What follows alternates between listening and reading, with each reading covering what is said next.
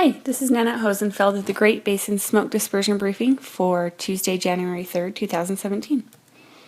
Looking at precipitation over the Great Basin, you can see over the past 7 days, precipitation has been focused mainly on the northern and the southern parts of the Great Basin. If we look past 30 days, you can see that precipitation is a little more evenly distributed.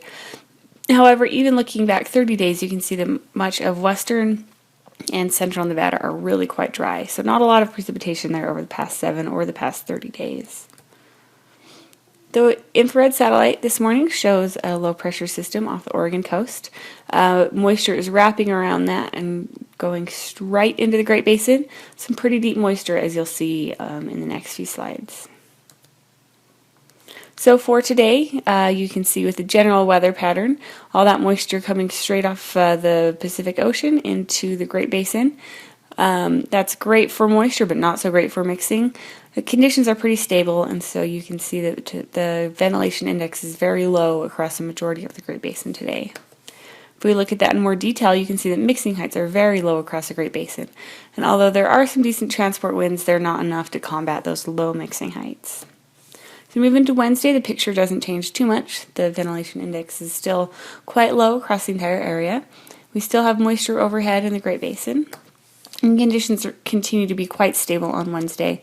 So again, with some decent transport winds, they are not enough to overcome the low mixing heights, and we will still see port-of-air mixing across the Great Basin on Wednesday.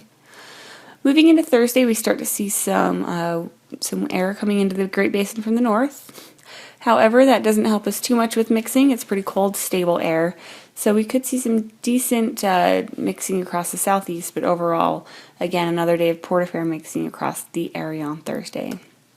Again, looking at that in more detail, you can see those really light transport winds and the low mixing heights for Thursday.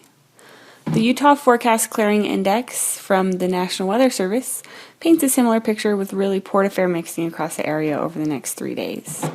The 3-day precipitation accumulation map shows some pretty impressive numbers across the area.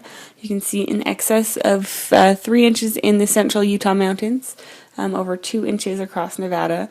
Some really big water numbers, and I'm sure you noticed this incredibly impressive 11.5 inches over the Sierra Nevada in California. As we move into Friday, we start to see high pressure building across the area. That doesn't do anything good for our mixing. You can see the really port-of-air mixing again across the Great Basin on Friday. That doesn't change much moving into Saturday. Again, poor mixing on Saturday with some moisture moving again back into the area. So you move into Sunday, again, same story, really poor mixing across the Great Basin. And then on Monday, we could start to see some improvement across the west as a weather system moves into western Nevada. So looking at accumulation for precipitation in the 4 to 5 day period, still does look wet, but not quite as impressive as what we're expecting in the next few days. However, that's a little further out in time, and things could definitely change. Finally, looking at the 8 to 14 day period, the Climate Prediction Center is calling for above normal precipitation across the entire Great Basin, with below normal temperatures across the northwest and above normal temperatures across the southeastern part of the area. So that's it. If you have any questions, please feel free to contact us. Our information is on the screen, and you can also find us on Twitter. Thanks.